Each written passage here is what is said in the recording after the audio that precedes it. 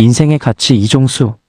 프랑스 소설가 알베르 카미 앨버트 캐미스 1913.11 71960.1 사회 시지프스의 신화는 인생은 살만한 가치가 있는가라는 물음으로 시작한다.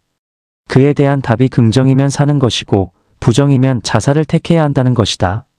살다 보면 삶을 이어가야 할 당위성을 정확하고 명료하게 짚어내기가 결코 쉽지 않다는데 모두가 공감할 것이다. 그야말로 삶의 질곡 속에서 허우적거리며 마지못해 모진 목숨을 이어가는 이들도 있다. 그래서 인생을 고해여 재행무상이라 하여 덧없다고 하기도 한다. 그러나 그러한 시각은 총체적이고 종합적이지 못하다는 점을 인정해야 할 것이다. 물론 인생이 온통 장밋빛으로만 물들어 있는 것은 아니다. 어떤 때는 여러 가지가 복합적으로 혼재되어 있어 하나로 규정할 수 없는 부분도 많다. 그 속에서 한없이 나락으로 빠져들다 보면 자칫 외고도로 흘러갈 수도 있다. 결국 이런 식의 판단과 인식은 바람직한 인생관이 될 수 없다. 살아가면서 인생에는 세 가지 중요한 선택이 있다고 한다. 첫째는 배우자의 선택, 둘째는 직업의 선택, 셋째는 인생관의 선택이다. 인생은 살만한 가치가 있는가라는 물음에 그렇다고 확신하는 것이 자연스러운 경우도 있다.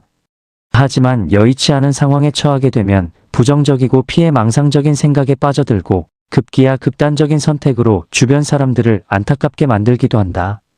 이런 원인 중 하나로 지적되는 것이 바로 우울증이다. 병명으로 널리 알려져 있기는 하지만 이를 극복하기가 결코 간단하지 않다. 임산부나 갱년기의 중년층에서 한 번씩 깊이 빠져들고 쉽게 벗어나지 못하는 이들이 많은 듯하다. 인생을 살면서 확고한 사생관을 갖는 것이 분명히 필요하다. 자기 목숨이니 자기 마음대로 할 수 있다는 생각에 빠지거나 시도 때도 없이 자포자기하거나 무분별하게 행동해서는 안 되기 때문이다. 신문지상에 심심치 않게 오르내리는 안타까운 사례들에서 교훈을 얻어야 할 것이다. 우리 속담에 개똥밭에 굴러도 저승보다 이승이 낫다는 말이 있다. 아무리 어렵고 힘든 절체절명의 상황일지라도 결코 희망을 잃지 말라는 뜻일 것이다. 영국의 정치가 윈스턴 처칠은 모교를 방문한 자리에서 단 3마디로 축사를 남겼다고 한다. 포기하지 마라. 결코 포기하지 마라. 절대로 포기하지 마라. 살아있는 한 신락 같은 빛이라도 붙잡을 수 있다면 용기와 희망을 잃지 말고 목표를 향해 최선을 다해야 한다는 것이다. 고통이 극에 달하여 삶의 의지를 상실하게 되면 어떤 선택이 이루어질지 누구도 장담할 수 없는 것이 인생이다. 얼마 전에는 이른바 안락사, 즉 아름다운 죽음이 논쟁의 핵심이 된 적이 있다. 말기 암 환자나 불가항력적인 병에 시달리는 환자의 고통을 덜어주기 위해 당사자의 동의와 재반 요건이 충족되었다고 판단될 경우 의학적 처치를 종료하는 것을 허용하자는 논의다. 사람의 생사를 가르는 문제인 만큼 논란의 소지가 적지 않다. 종교적 측면에서는 당연히 부정적일 수밖에 없다. 절대자나 창조주가 부여한 생명을 인위적으로 말살하는 것은 결코 용납할 수 없는 죄라고 받아들이기 때문이다. 사회 일각에서도 안락사를 허용하면 이를 살인에 악용하는 사례가 생길 수 있다는 우려를 제기했다. 의도적인 살인을 안락사로 위장하는 경우가 비일비재하게 나타날 수 있기 때문이다. 사극에서 본 장면이 문득 떠오른다. 대형무도한 죄를 짓고 사약을 받는 장면이었는데 억울함 때문인지 당사자가 사약을 내팽개치며 끝까지 거부하는 것이었다. 결국 강제로 사약을 먹이는 장면이 연출되었는데 삶에 대한 인간의 집요한 집착을 새삼 생각하게 해주었다. 또 다른 영화의 한 장면도 겹쳐 떠오른다. 사형수를 전기의자에서 집행하는 장면이었다. 집행관이 무슨 원한이 있었는지 감전 충격을 완화하기 위해 스펀지에 물을 적셔야 함에도 이를 생략한 채 사형수를 소살시키는 장면이 펼쳐졌다. 본래 전기 사형은 고통 없이 가장 편안하게 집행하는 방법으로 고안된 것이다. 그럼에도 이처럼 잔인하게 변질되어 극도의 고통 속에서 최후를 맞게 되었다. 인생은 여러 갈래가 있지만 결코 무가치한 것이 아니다. 한 번쯤 살아볼 만한 가치가 충분하다는 인생관을 생애 출발점으로 삼아야 한다.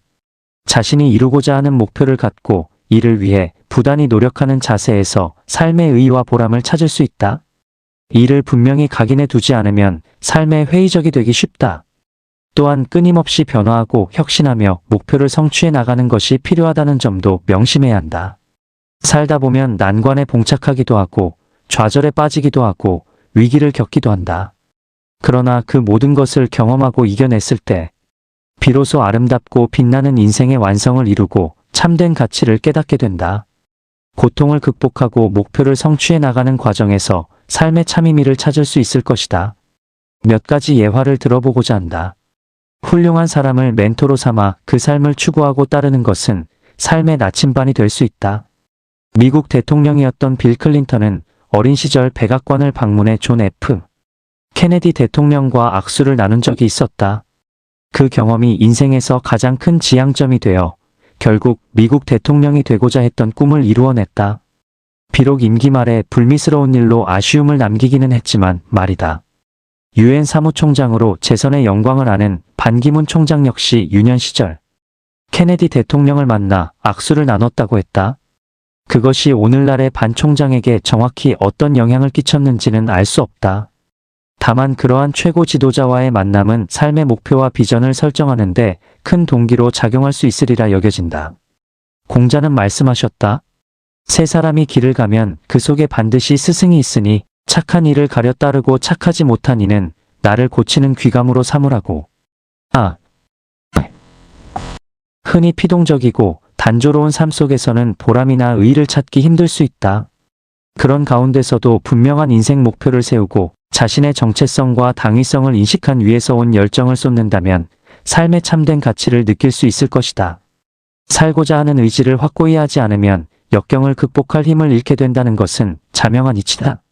위대한 지도자들이 지녔던 꿈과 목표는 누구나 품을 수 있다. 그러나 그 목표를 끝내 성취한 사람과 그러지 못한 사람 사이에는 분명하고 확연한 차이가 있다. 보통 사람들이 갖지 못한 행동 양식과 추진력으로 끊임없이 노력한 결실이 바로 성공임을 투철한 의지로 새기고 또 새겨야 할 것이다.